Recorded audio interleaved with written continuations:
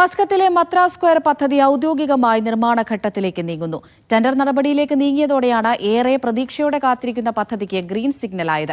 പക്ഷിയുടെ ആകൃതിയിലുള്ള പാലവും പൊതു ഇടവും ഉൾക്കൊള്ളുന്ന തരത്തിലാണ് മത്ര സ്ക്വയർ രൂപകൽപ്പന ചെയ്തിരിക്കുന്നത്.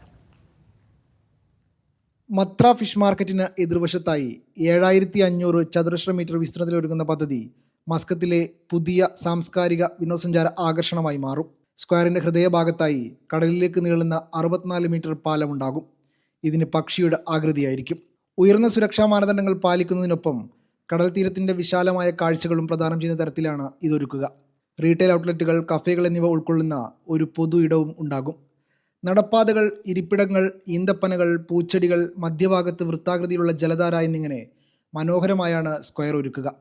സ്ട്രക്ചറൽ നിർമ്മാണം, പൂർണ്ണ ലാൻഡ്സ്കേപ്പിംഗ്, മഴവെള്ള ഡ്രെയിനേജ് സംവിധാനങ്ങൾ എന്നിവ ഉൾപ്പെടെയുള്ള സമഗ്രമായ ജോലികൾ ടെൻഡറിൽ ഉൾപ്പെടുന്നുണ്ട്. തദ്ദേശീയരും വിദേശീയരുമായ വിനോദസഞ്ചാരികളെ കൂടുതൽ ആകർഷിക്കുന്ന ഘടനയാകും പദ്ധതി നടപ്പാക്കുന്നതിലൂടെ മത്രക്ക് കൈവരിക. ആർക്കിടെക്ചർ മേഖലയിൽ കഴിവ് തെളിയിച്ചവർക്കുള്ള പ്രഥമ ബിൽ അറബ് ബിൻ ഹൈത്തം പുരസ്കാരം നേടിയത് മത്ര സ്ക്വയർ പദ്ധതിയുടെ രൂപകൽപ്പനയ്ക്ക് പിന്നിൽ പ്രവർത്തിച്ചവർക്കായിരുന്നു. മുനിസിപ്പാലിറ്റിയിലെ വിദഗ്ധരുടെ വൈദഗ്ധ്യം പദ്ധതിക്ക് വേണ്ടി ഉപയോഗപ്പെടുത്തുമെന്ന് Muscat municipality chairman Ahmed bin Mohammed al Humaidi നേരത്തെ വ്യക്തമാക്കിയിരുന്നു. Media 1, Muscat.